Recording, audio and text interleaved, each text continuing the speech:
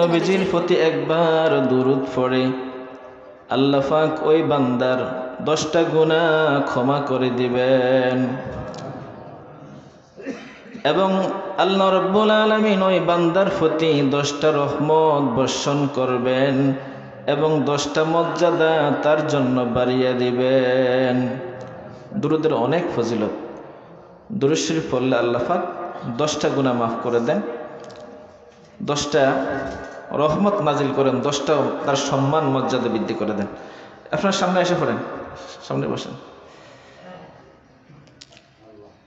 তাহলে আমরা কি করবো? আল্লাহ রাসূলের সামনে বেশি বেশি দুরূদ শরীফ পড়বো না? অবশ্যই পড়ব।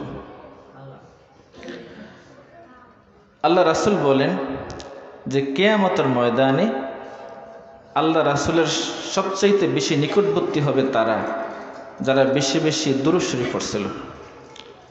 নবীজির নিকটবর্তী সবাই হতে পারবে না, অনেক বান্দারা দূরে থাকবে। আল্লাহ রাসূল হাউজে কাউসার নিয়ে তিনি দাঁড়াইবেন এবং হাউজে কাউসারের প্রত্যেকের জন্য ভিন্ন ভিন্ন গ্লাস থাকবে। আপনি যে গ্লাসে করে খাইবেন, আমার জন্য আল্লাহ পাক ভিন্ন গ্লাস নির্ধারণ করছেন যদি আমি ভাগ্য থাকি। কিন্তু ওই রাসূলের নিকটবর্তী কারা হতে পারবে? যারা রাসূলের প্রতি বেশি বেশি দুরূদ শরীফ পড়ছে এবং রাসূলের কথাগুলি মেনে চলছে।